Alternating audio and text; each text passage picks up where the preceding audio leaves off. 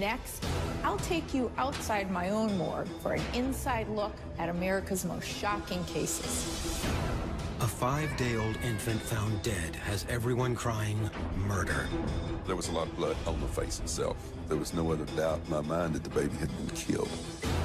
But it's the autopsy that cracks the case wide open. A 5-day-old baby does not deserve this. And then, a medical examiner is floored when he discovers what killed a famous writer. Certainly nobody suspected what turned out to be the ultimate cause. This could be the biggest serial killing in history. 17 years later, science rewrites an old case. Angel of Mercy or Angel of Death. August 1st, 16 people were brutally murdered. As a mother and a forensic pathologist, some of the hardest investigations for me are the homicides that involve children. And in this next case, it's a 5-day-old infant that dies under suspicious circumstances. And not surprisingly, it's the autopsy that holds the key to everything.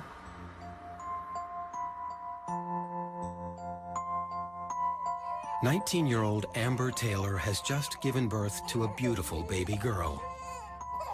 But what should be the happiest time in her life will soon become her worst nightmare.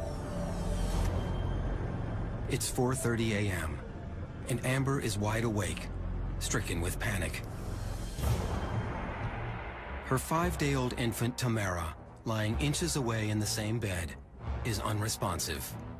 She wasn't breathing, and it was just like a shock. I didn't know exactly what to do, you know, like scream or what. Amber frantically calls 911. Paramedics arrive within minutes and attempt to revive the newborn. But it's too late.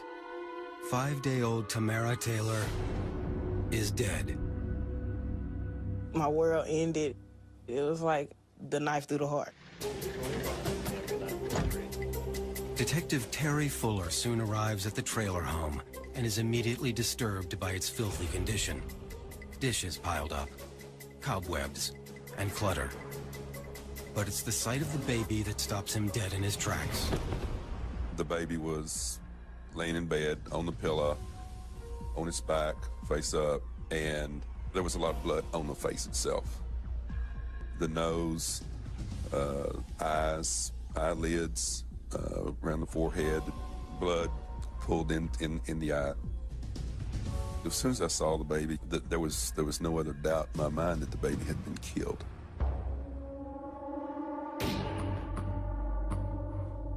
I'd been in law enforcement for 17 years, but to see the baby in that condition, you get angry, wondering how anybody could have done this to a 5-day-old baby. Detective Fuller also has a strong suspicion about who could have killed her. It was the mother. She was the one that was sleeping with her. She was the one that was in bed with her on that. Nobody else was there. And the type of injuries I saw at that time all were in a pattern of somebody's fingernails being put over the baby with it being here, here, here. So there was no other doubt in my mind she was my suspect. And his suspicion only deepens when he sits down to talk to her. So I go in the living room and confront the mother and notice she's got fingernails. And there's another disturbing trait. Surprisingly, the mother is just as passive as she can be. That confused me because I've interviewed a lot of people and there was something wrong. But a strong hunch is not enough to arrest Amber for murder. We're going to have to prove beyond a reasonable doubt that she intentionally and willingly killed that baby. Crime scene investigators photograph the scene and scour the home for any potential evidence. I told him immediately, go ahead and start taking pictures. Take as many pictures as you can. Take pictures of the baby, of the bed, of the room, inside the whole house. Take pictures of the outside of the house, the whole surroundings, and definitely get good photographs of the child. Detective Fuller then brings Amber down to the station for questioning. So I said, the baby has injuries on its face. And I said, those injuries had to get there somehow. And I asked her, okay, in your opinion, what do you think happened to the baby? And she has no idea. The only thing Amber remembers is that the baby seemed a bit congested. She also recalls taking a prescribed painkiller right before bed to ease the lingering pain from delivery. I always make sure she would sleep before I would go to sleep, because I know as soon as I take the pill, I was out. The next thing she remembers is waking to find Tamara dead beside her. So she said she didn't hear the baby breathing. She rolled over and found the baby in the condition that it was in. I had to keep telling them, I didn't do that, I didn't do that. It's like a broken record. I just felt like I had to keep saying it, and saying it. They were just grilling me, grilling. And I don't even know what was going on, but I felt like I had did something wrong. You know, she adamantly said, you know, I didn't have anything to do with it. But Detective Fuller isn't buying it. I told her, it's pretty cut and dry. I've been doing this a long time, and I've seen a lot of crime scenes, and I've seen a lot of wounds and whatnot, and these wounds are definitely consistent with your fingernails. So I told her, well, okay, well, I'm going to take your fingernails, and we're going to have them check for blood or tissue. Detective Fuller photographs and clips her fingernails, then sends them to the lab, confident that the forensics investigator will find evidence linking Amber to her daughter's death. In my mind, the fingernails were going to get to forensics. They were going to call me back and say, get a warrant. But it will take 4 days to get the lab results. Until then, he has no choice but to let her go. That evening at home, Amber watches the local news with horror. One of the news stations came on TV, and they were like, 19-year-old mother accused of murder. Then it said, blunt force trauma to the head. At this point, instead of just the police against you, it's everybody. And that includes members of her immediate family. My own father went to my job, and when I go in, they were like, oh, your dad just left. And he asked us, why did you kill your baby? I mean, you always know of innocent until proven guilty, but at this rate, it was like I was guilty.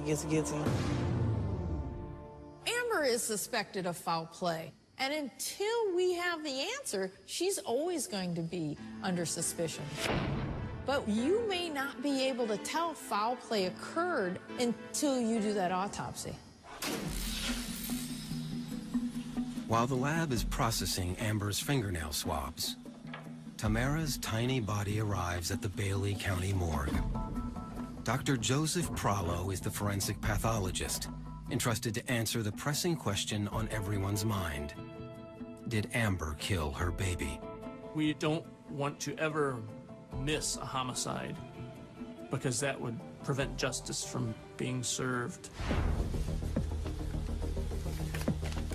With utmost delicacy, Dr. Prallo starts unzipping the tiny body bag.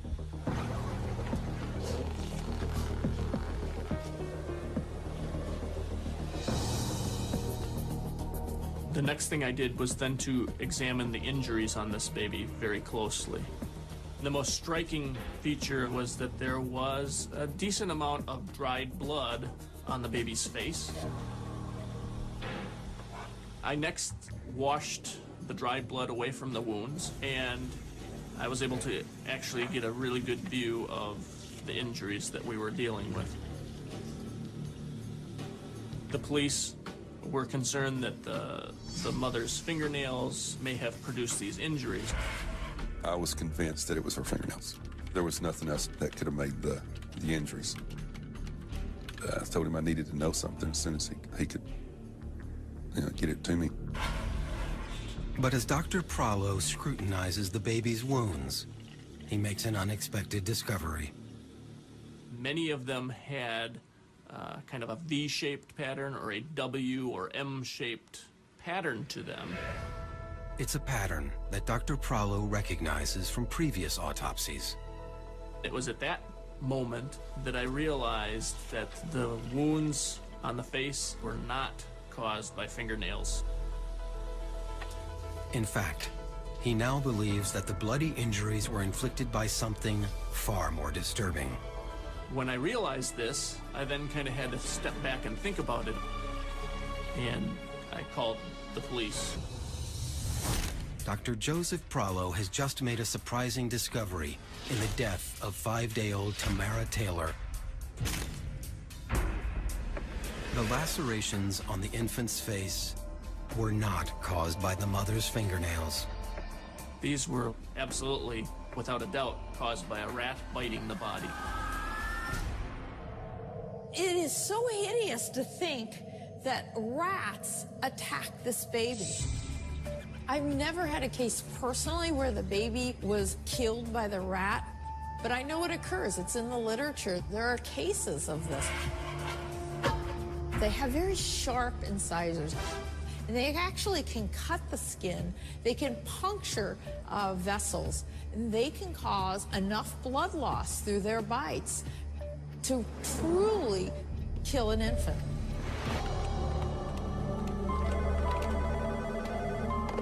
Detective Fuller is completely floored by the news. This child was bitten numerous times by this rat. Horrible bites. Not just nicks, they were horrible bites. You really get angry that the baby went through this much pain. A 5-day-old baby does not deserve this.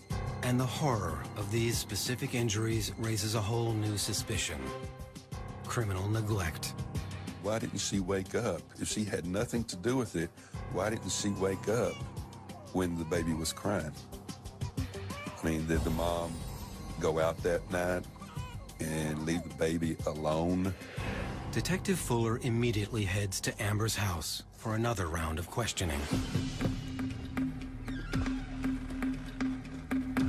But when he tells her what happened, she's in total shock. To hear that your baby had bite marks, to have a baby be tortured like that, it just killed me. Amber blames her inability to respond on the pain medication she was taking. I basically hated myself because I thought maybe if I could wake up out of the sleep that I was in for taking this medicine, that I could have stopped it. Back at the morgue, Dr. Prallo must now answer some key questions. Did the rat kill Tamara? And if so, exactly how did she die? His findings will be critical to determining whether Amber will be charged with criminal neglect. As a first step, Dr. Prallo must consider the evidence he's gathered in the external autopsy thus far. When we see blood associated with a wound, it means more often than not that that wound was bleeding. And wounds only bleed when a person is still alive. So in this case, the blood led me to think that they were antemortem wounds, and that's just a fancy way of saying that they occurred prior to death. It was disturbing thinking that these may have been inflicted during the life of this infant. Rat bites could kill the infant in a relatively quick fashion, and that would almost have to involve the baby bleeding to death from these injuries. So I needed to know, how much blood did this infant lose? But to find out, Dr. Prallo must look for clues outside the body. The clothing, I think maybe a blanket, came with the body, and there was blood on those items. We then asked for the additional bedding that had not come in, so there was a pillow involved, a sheet on the bed. Next, he contacts the crime lab and asks them to measure the amount of blood that has soaked into these items. The medical examiner's office is in the same building as the crime lab, so there's a very good working relationship between the forensic pathologists and the crime lab personnel. And it was very common for us to call the crime lab folks down to take a look at a case or to take things straight up from the morgue to the crime lab. Their analysis yields a surprising result. They were able to determine an estimate of about 4 cc's, 4 milliliters of blood that had soaked into the clothing and bedding that was there. So it was not a whole lot of blood that was lost. In fact, the blood loss is so minute that Dr. Prallo now questions whether the rat bites could have killed her at all.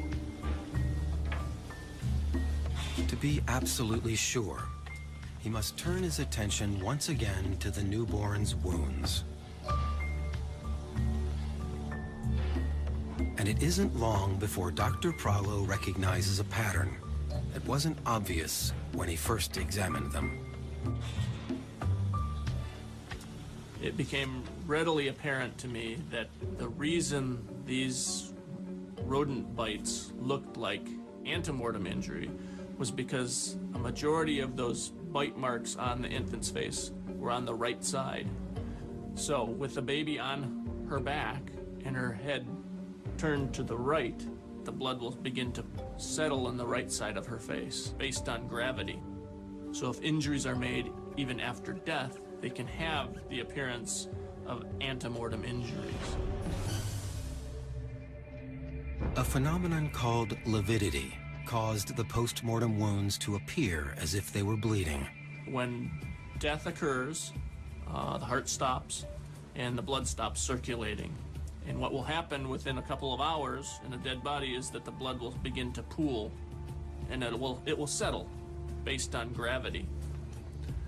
And we call that livor mortis or lividity. So the fact that lividity is forming in this area will make those tissues very, very blood-filled, if you will. So if injuries are made even after death, they can have the appearance of antemortem injuries. For Dr. Prallo, one thing is now clear. The rat could not have killed Tamara because the newborn was already dead when it attacked her. And Detective Fuller has a theory as to why. Possibly some milk residue was still on the baby's mouth.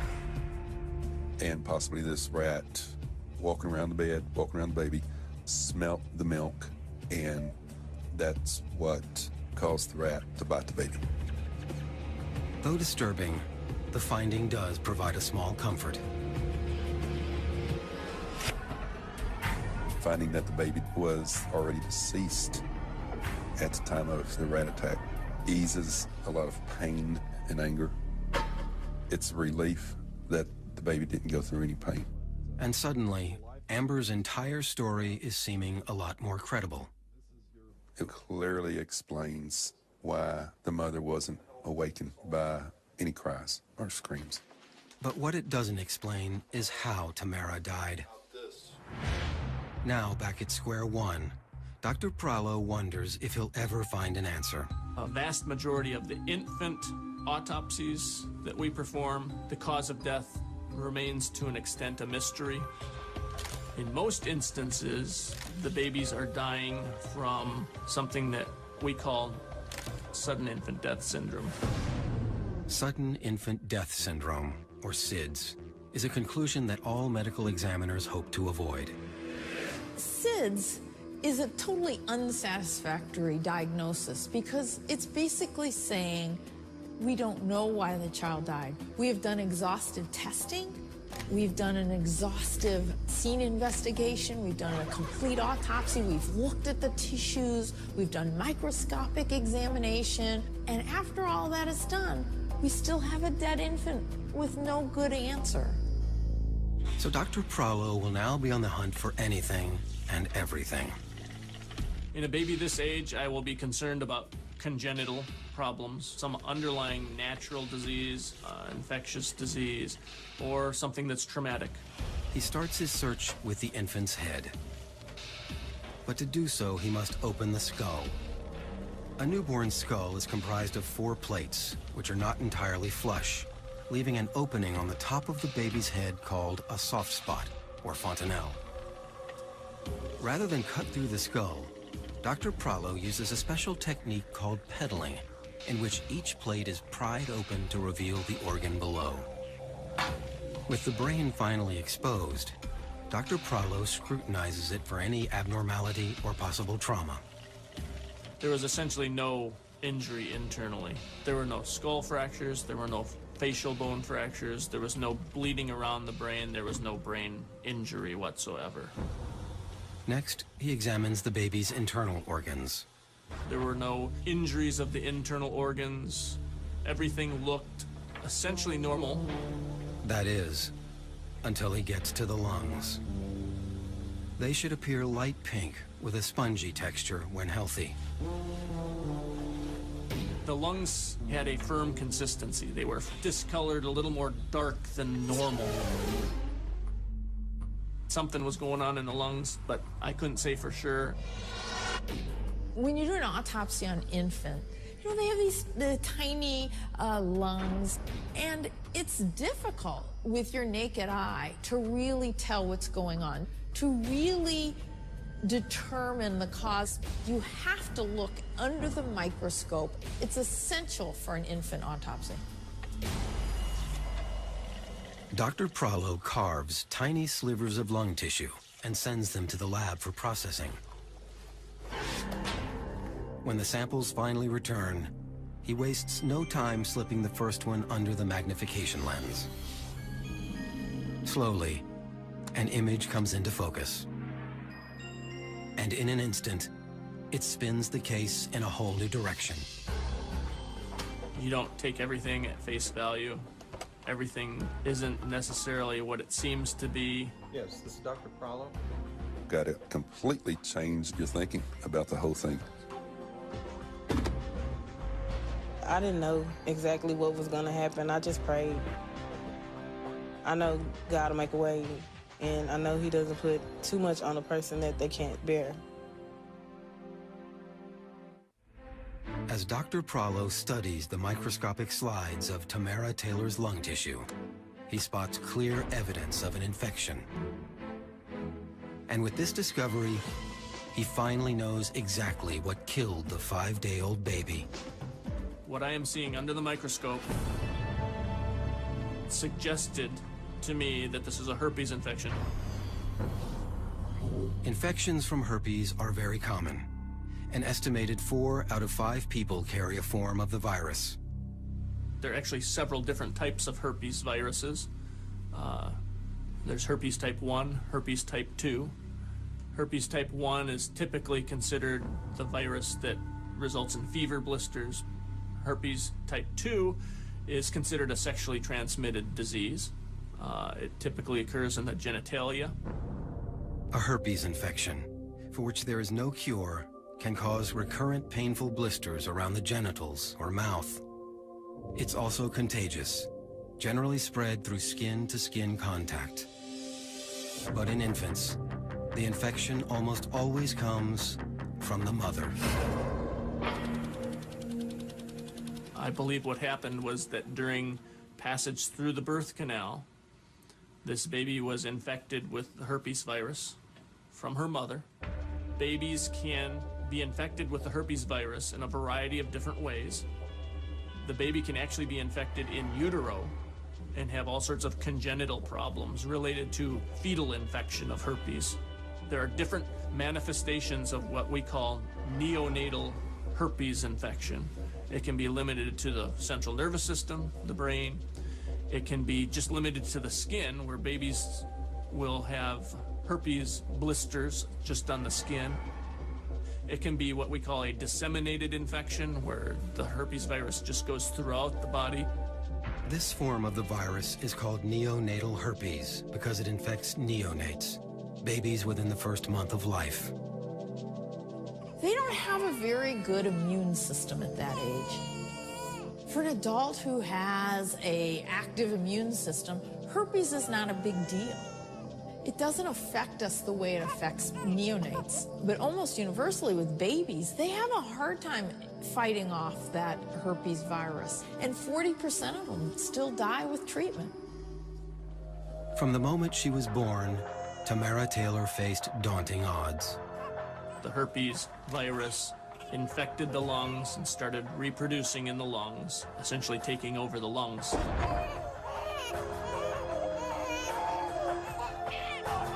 During that time, the baby experienced increasing difficulties with breathing and then ultimately succumbed to the overwhelming infection of the herpes virus in her lungs. This baby died of herpes pneumonia.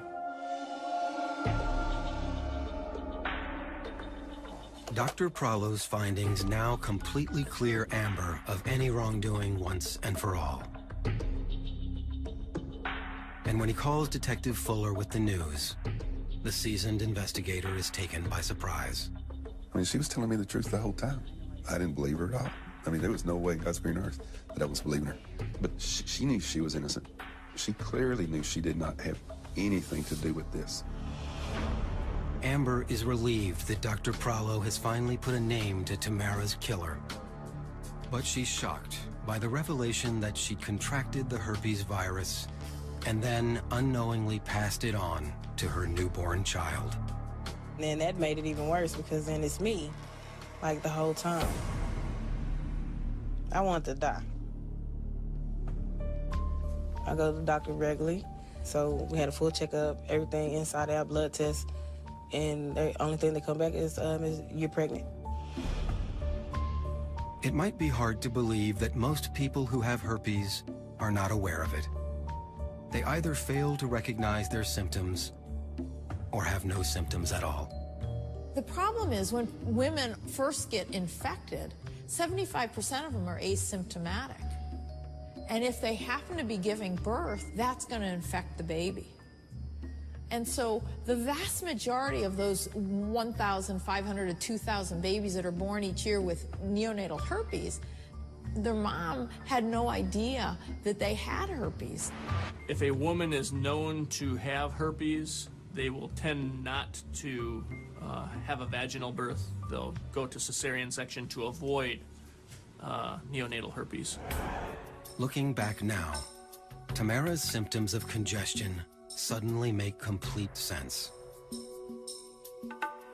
I would see her, and she would just, like, she'd take a breath, and they'd be like, and I was like, what is that? And I didn't actually know, so I was thinking, okay, since I was born with asthma, I'm thinking maybe she has it, so let me ask the doctors. But according to Amber, the hospital assured her that the newborn was fine.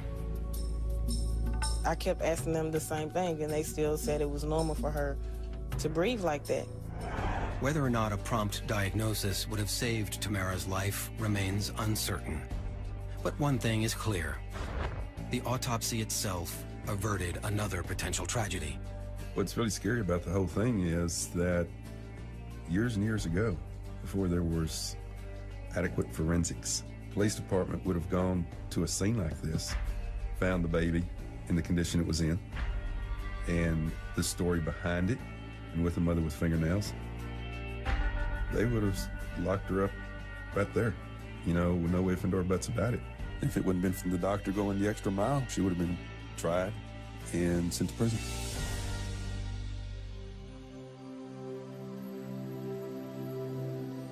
The only way to recover from something like that is to go day by day.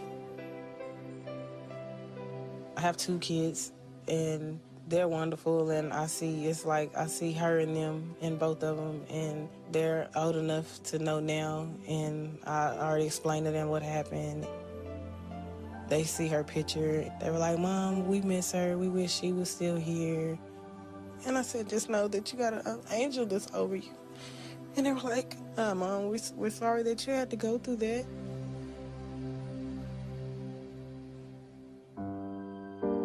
For Dr. Prallo, it's a constant reminder that every autopsy matters.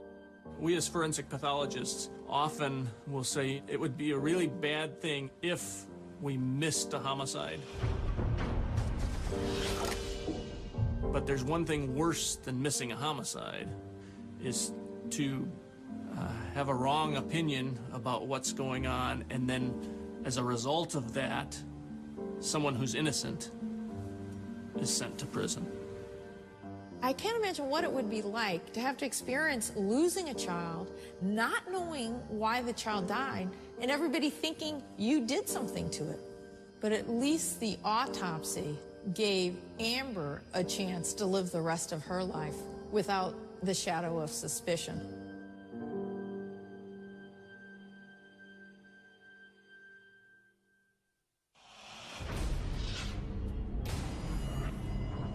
Sometimes, something seemingly inconsequential could lead directly to a person's death.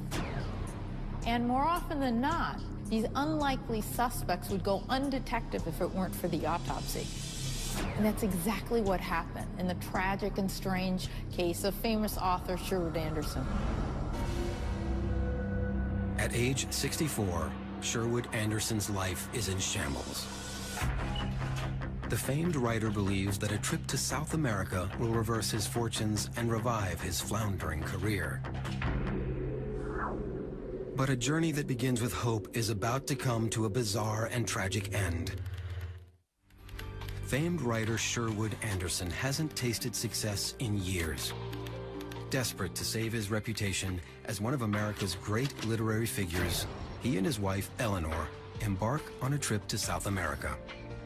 Anderson and his wife board their ship, which is going to take them through the Panama Canal and eventually to the western coast of South America. He was looking for a fresh start, a whole new place. To him, America had soured. 20 years earlier, Sherwood Anderson was one of the most famous writers in the world. In 1919, at age 42, he wrote the American classic Winesburg, Ohio. Something that we know now as the distinct 20th century American style comes directly from Anderson, in particular in his Winesburg, Ohio phase. Throughout the 1920s, he was the toast of the literary world, writing 3 bestsellers and influencing a generation of young authors. But by 1941, his career has hit rock bottom. In the late 1930s, Anderson had seen a series of his novels roundly criticized. He saw himself clearly as an aging writer whose literary talent was diminished, reputation tarnished. He had been essentially turned on by so many of his former proteges. Hemingway was running around essentially mocking him. This was one of the great tragedies of Sherwood Anderson's career. And his personal life is no less turbulent. After 3 failed marriages, Sherwood now struggles with his 4th wife, Eleanor. They seemed happy together, but Anderson was a man that never was quite happy where he was or what he was doing. He's an incredibly restless individual. He had a lot of things to be depressed about, and that was when he was drinking a lot and drinking heavily. He didn't look well. He was getting sort of flabby. He looked tired. And in 1940, Sherwood Anderson had suffered some flu and cold symptoms. In fact, everything in Sherwood's life seems broken, and he's eager to escape it all when he learns of one place where his popularity is soaring: South America. He had begun meeting a number of writers from South America, and they encouraged him to come to South America. We would love to host you. We would love to feature your visit. And so he decided that he would do that. He wanted to find a new place. He told people, I might stay for a few months, I might never come back. He was looking for a fresh start. But Sherwood's desperate journey to put the pieces of his life back together begins with an omen of impending doom. The day that he boarded the ship, Anderson had begun to complain of some stomach problems, some kind of pain that he was having. He had no idea that it was going to develop into something as severe as it would. Sherwood Anderson's trip to South America gets off to a shaky start. On his first day at sea, he suffers bouts of queasiness and abdominal pain, but on first blush, he assumes it's just the result of a simple hangover.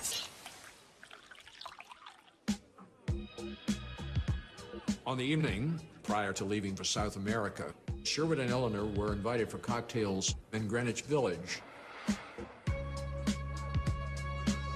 And a lot of close friends were there to say goodbye to Sherwood on this occasion. On that final night in New York, Anderson was drinking his favorite drink, which was a martini with 1 olive. And he was consuming quite many of these drinks. The tally varies, but probably 6 martinis in a row. But the hard-drinking Anderson is no stranger to hangovers, and when the symptoms don't clear up by nightfall, his wife Eleanor offers up another theory: food poisoning.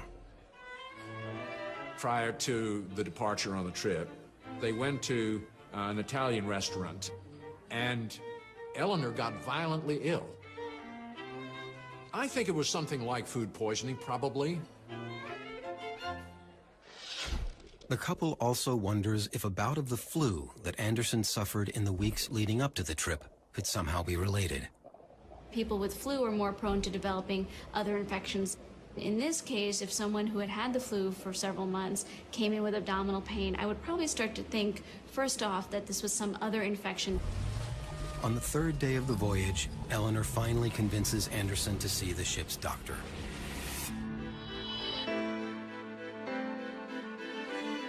The doctor performs a thorough exam, but is baffled by the ongoing symptoms.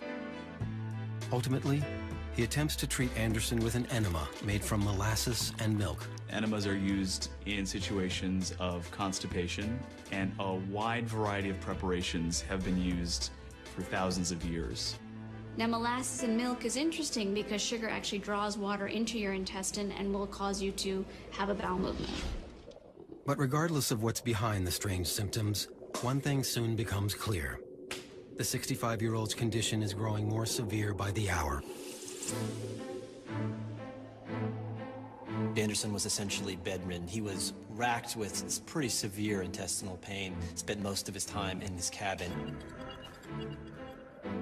In what may be the last thing he ever wrote in his diary, he said, "The water is very choppy, and everything in the stateroom is flying back and forth." And so in this final diary entry, we get this sense of things coming apart, just disintegrating. By the 5th day of the trip, Anderson's condition has deteriorated to a point where Eleanor now fears for her husband's life. She arranges for the ship's captain to radio ahead to have an ambulance meet them at the port in Cristobal to transport him directly to a hospital. On March 5th, 1941, Sherwood Anderson is carried off the ship and transported to Colón Hospital in Panama. He's in intense pain. They're giving him morphine at this point, which is doing nothing for him, apparently. I think the medical people at Colón were mystified. Eleanor is helpless. All she can do is watch as her husband grows sicker and sicker.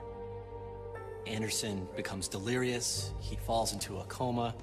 His pulse is racing, and within an hour, he's dead. He was pronounced dead at 5:40 p.m. on March 8, 1941. From stomach pains to death in just 8 days. It's a tragic and baffling end for the once celebrated author. And Eleanor is now desperate for answers. They were in the dark as to, the cause of death. Sherwood Anderson's body is transferred across the Canal Zone to the morgue at Gorgas Hospital. Now it's up to Dr. B.H. Keene to figure out what killed the writer. He begins by reviewing the medical history. Is it possible that food poisoning or Anderson's heavy drinking could have played a role? And what about the mysterious flu-like symptoms he suffered in the weeks prior to his demise? There are many things that could kill you in 8 days. Could it be pancreatitis, an inflammation of the pancreas? Could it be some type of obstruction? Does he have a tumor that caused a bowel obstruction? Does he have a volvulus, the bowel turning on itself, causing it to not get blood? But despite a long list of potential culprits, Dr. Keene knows where to start. He cuts open the body and heads straight for the source of all the problems, the abdominal cavity. And it isn't long before he spots trouble. Dr. Keene, as soon as he opens the abdomen, he found peritonitis. That's an infection in your abdominal cavity. The majority of the abdominal cavity was covered in a film of yellowish-green pus. Bacteria have somehow gotten out of his bowels and set up shop in his abdominal cavity and caused an infection. And that infection then got into his blood, it got into his entire body and caused his death. But the discovery of the deadly infection is just the beginning. And for Dr. B.H. Keene, things are about to get a lot more bizarre. You have this kind of strange twist, but not in the way that everybody thought. When Dr. Keene opens Sherwood's abdominal cavity, he immediately discovers the cause of death: a massive bacterial infection, peritonitis. Now it's time for Dr. Keene to figure out what caused this peritonitis. Why did the bacteria leak out of his bowels? Did he have a tumor that ruptured? Did something cause a hole? Or did the bowel just not have the integrity to hold the bacteria in? So now it's important for him to go through that bowel and figure out what was wrong that caused that bacteria to leak out. He begins his search for any abnormality in the abdominal organs, starting with the gallbladder. When he looked at the gallbladder, it appeared smooth and totally normal, no signs of inflammation there. So at that point, he could really rule out perforation of the gallbladder. Next up, the pancreas. The pancreas also appeared completely normal. And he can find nothing wrong with the appendix or the small intestines either. Dr. Keene is starting to run out of possible culprits. The last organ on his list, the colon. So as Dr. Keene started his examination of the colon, he starts to see these outpouchings. And what he found was a particularly large amount of pus in that whole area. Amongst this pus, Dr. Keene finally hits pay dirt. A tiny hole in one of the outpockets of the colon.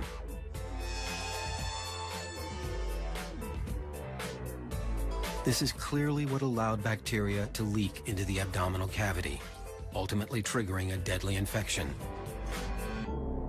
But Dr. Keene is astonished by what he finds next. As he's moving through the tissue, he's finally able to locate a small object, which he is able to grasp and pull out intact, a 3-inch toothpick. A toothpick. It's a staggering find. But how on earth could a fully intact toothpick have made its way into Sherwood Anderson's colon? Mr. Anderson's unfortunate toothpick was inadvertently swallowed and made its way down his esophagus into his stomach. It then navigated a few meters of his small intestine. It then managed to make its way down to the left side of his colon, where the toothpick eventually perforated the wall of the colon, probably only 25 or 30 centimeters from the anus, where it would have been expelled naturally. This may seem really odd, but honestly, it's not that rare.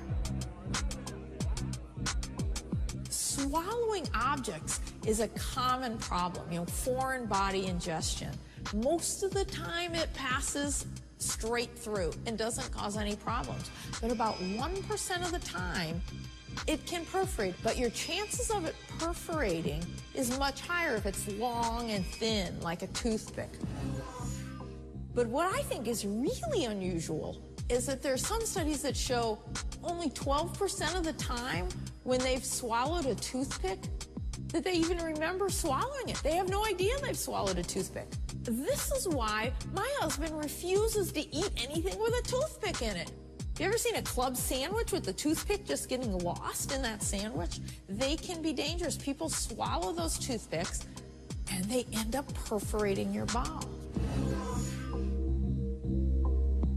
Dr. Keene can now close the autopsy file on one of the most unlikely deaths he has ever seen. You know what's great about having a toothpick perforating the colon? There's no question what the cause of death is, what the mechanism of death is. You have the evidence, the toothpick going through the bowel. You see it with your own eyes. Those kind of cases are great. But Dr. Keene still has one last question. At the time that the autopsy is completed, he knows it's a toothpick, and he knows that it's the culprit in having caused this horrible condition, terrible pain, and ultimately Anderson's death. But you don't know where it came from, you see. What's actually really great about Dr. Keene is he kind of wondered, well, how in the world could he have swallowed a toothpick? And one of his fellow physicians actually suggested, I bet he likes martinis. And so, when Dr. Keene visits Eleanor Anderson, immediately after the autopsy, he says, by the way, Mrs. Anderson, did your husband enjoy martinis? And she said, oh, yes. He liked them very dry, and always with an olive. It seems most plausible that what must have happened is that on that final night in New York before he left on his voyage, he literally threw back a martini with an olive, as was his favorite, and seems to have ingested the olive and the 3-inch toothpick entirely whole.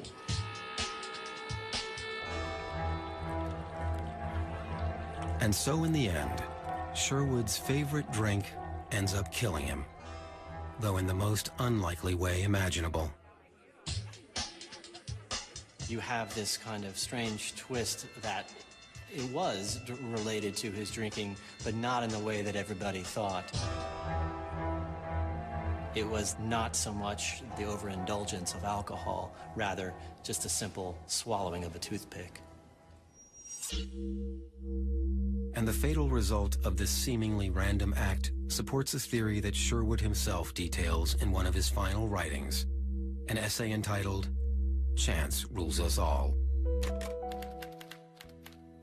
Yes, interestingly enough, he wrote it just 2 or 3 weeks before he died. And he said it was sometimes just a seemingly insignificant happening that can have a real shaping, transformative effect on life thereafter. Because fate rules us all. I think it's clear that alcohol played a major role in Sherwood Anderson's death. If he wasn't drinking so heavily, he probably wouldn't have swallowed that toothpick in the first place and died when he did. If there's a lesson to be learned from this case, it's never take anything for granted, no matter how large or small.